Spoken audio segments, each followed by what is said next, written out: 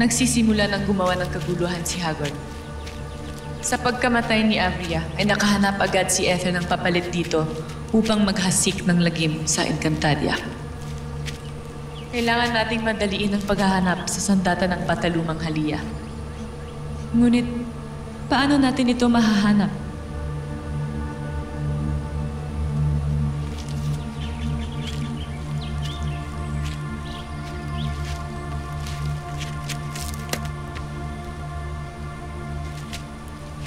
Leyu Emre.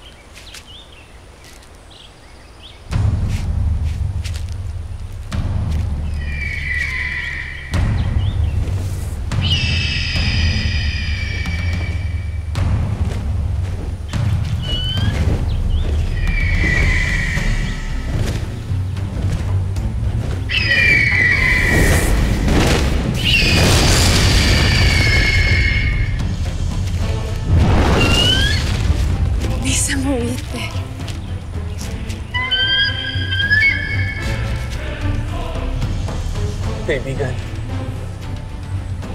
nais kong hilingin ang iyong tulong. Libutin mo ang buong Encantadia at hanapin mo ang mahiwagang sandata ni Halia at ituro mo sa amin kung saan namin ito matatagpuan.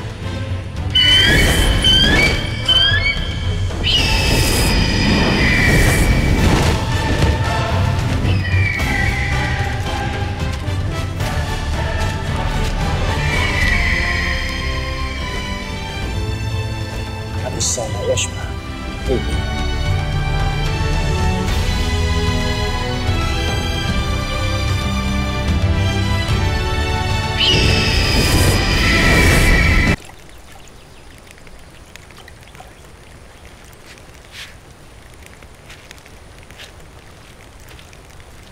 Nakakagamot ng karamdaman ang mga dahong aking inilaga. Maaaring hindi nito magamot ang lason ni Ether. Pero umaasa ako na mababagalin nito ang pagkilos ng kamandag sa ating mga katawan.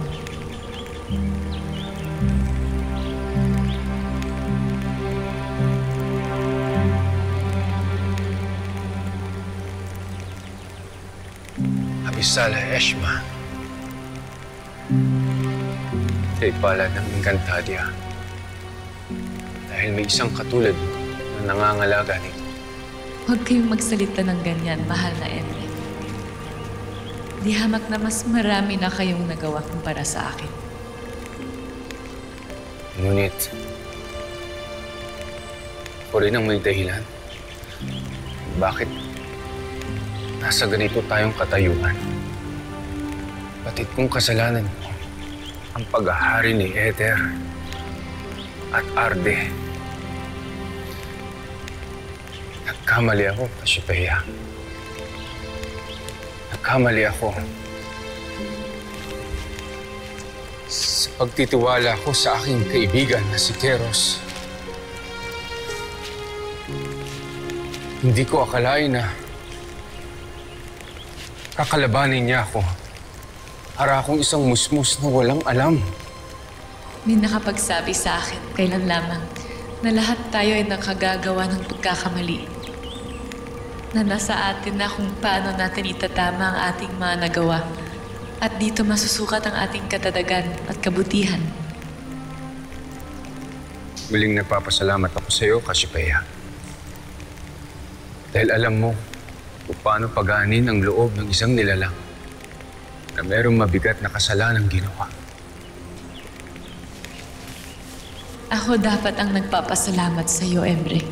Sapagkat hindi mo pa rin pinababayaan ang Encantadia kahit ngayong wala na kayong kapangyarihan.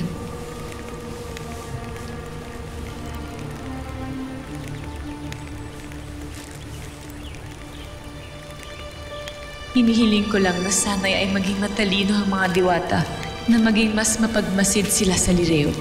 upang may pagtanggol nila ang kanilang mga sarili habang hindi pa natin nararating ang Devas.